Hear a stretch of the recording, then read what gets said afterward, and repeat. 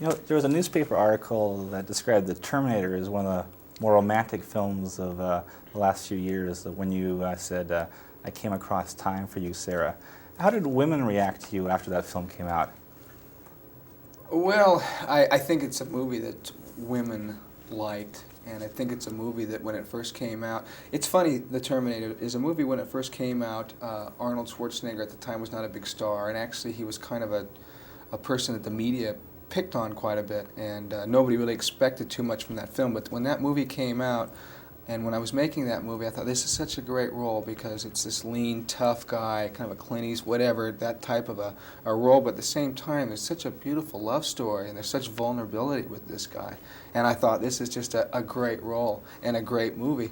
Well, the movie came out, and I think a lot of people, they weren't expecting to like, and it's taken really 4 or 5 years before I just noticed, like in Premiere magazine, they're calling it a masterpiece and a certifiable masterpiece, and people are starting to talk about, you know, because of Jim, you know, and because of Aliens, what a great film it was.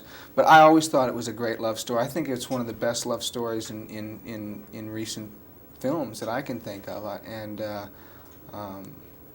So, but to answer your question, women have always liked it, and I think it's one of the reasons why the movie was so successful, because there was such a beautiful love story in it.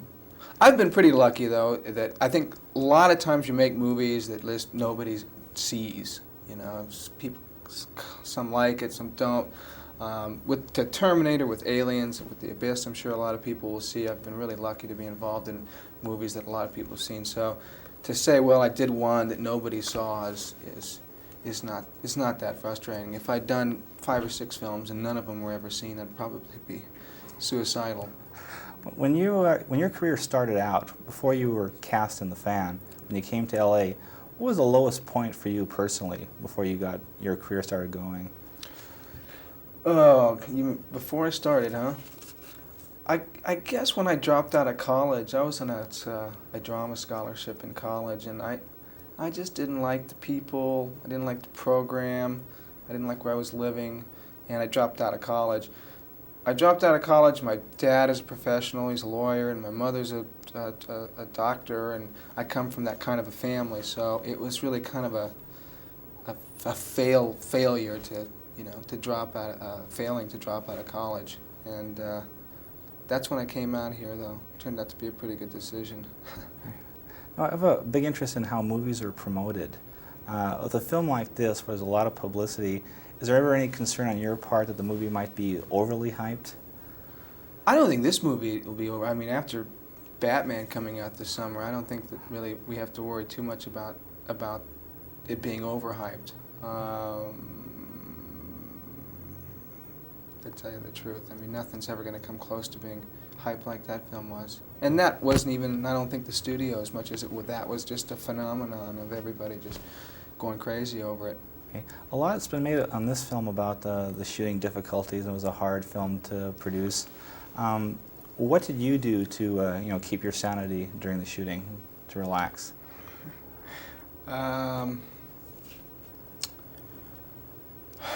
not sure if I had my sanity going for me at all times when I was down there. It was pretty frustrating. It's a really very small community, and I guess the actors all tried to band together and hang out and try to have as much fun as we possibly could in those surroundings. We actually would drive up to a little bit bigger town of Charlotte and catch a movie, or you know. Now, James Cameron seems to be pretty impressed with you. You've been in 3 of his films. Have you ever asked him why he keeps coming back to you?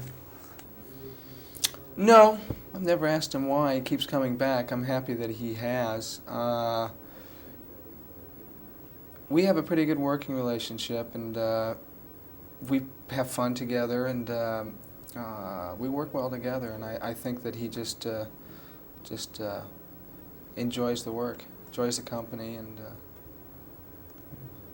Now, every film has its kind of unique aspects. Now, I understand James Cameron is a stickler for secrecy.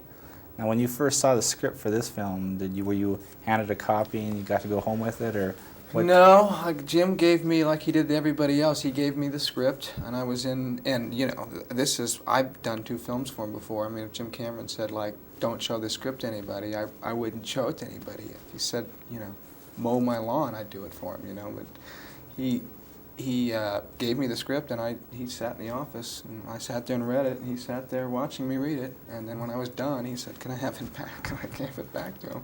Said, I'll do it, and it wasn't until a few months later that I got the script.